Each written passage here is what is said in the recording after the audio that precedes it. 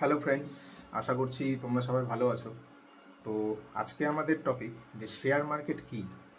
Share market হলো এমন একটা জায়গা যেখানে আমরা বিভিন্ন কোম্পানির শেয়ার আমরা বাই অথবা সেল করে থাকি। ধরো আমরা একটা কোম্পানির শেয়ার বাই করছি, এটার মানে কি, যখন বাই করছি সেটাকে আমরা সেই কোম্পানির কিছু পার্সেন্টেজ আমরা নিজের কাছে করছি।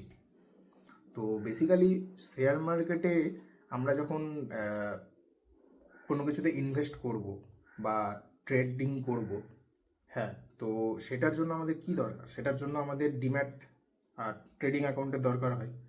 ট্রেডিং অ্যাকাউন্টে কি হয়, ট্রেডিং অ্যাকাউন্টে হচ্ছে আমরা যখন সেই কোম্পানির শেয়ারটাকে যখন বাই সেল করছি সেটা ট্রেডিং অ্যাকাউন্টে হয়ে থাকে। দেন যখন সেই শেয়ারটা আমরা যখন হোল্ড করব নিজের কাছে, তখন কিন্তু সেটা আমাদের ডিম্যাট অ্যাকাউন্টে গিয়ে হোল্ড হয়ে যায়। তো ডিম্যাট অ্যাকাউন্টে যখন সেটা হোল্ড হচ্ছে, ডিম্যাট মিনস কি, ডিম্যাট হলো ডিম্যাটালাইজড অ্যাকাউন্ট। মানে আগেকার দিনে যখন আমরা কোনো শেয়ার কিনতাম তখন কিন্তু সেই শেয়ারটা পেপার ফর্মে থাকতো। আমি দেখিয়ে দিচ্ছি পাশে একটা ছবি দিয়ে, এইরকমভাবে পেপার ফর্মে দেওয়া থাকতো। বাট এখন কিন্তু পেপার ফর্মে থাকে না, এখন কিন্তু সেটা আমাদের কাছে ইলেকট্রনিক মোডে গিয়ে ডিম্যাট অ্যাকাউন্টে থেকে যাচ্ছে। তো আমাদের ইন্ডিয়াতে দুটো এক্সচেঞ্জ আছে, এনএসি আর বিএসসি। এনএসি কি, national stock exchange, BSc Bombay stock exchange.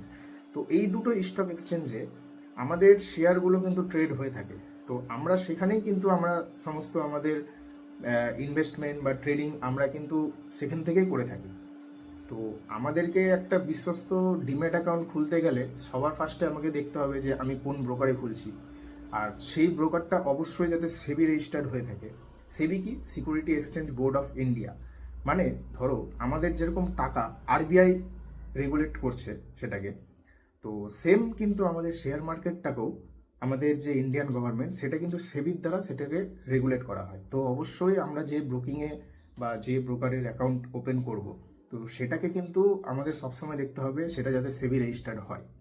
আমি নিচে কিছু উদাহরণ দিয়ে দিচ্ছি যেগুলো সেবি রেজিস্টার আছে, বা তোমরা যাদের অ্যাকাউন্ট আছে তোমরা সেটা চেক করে নিবে যে সেটা সেবি রেজিস্টার্ড আছে কি। তো আজকের মতন এতটুকুই, বাকিটা আমি নেক্সট ভিডিওতে বলবো।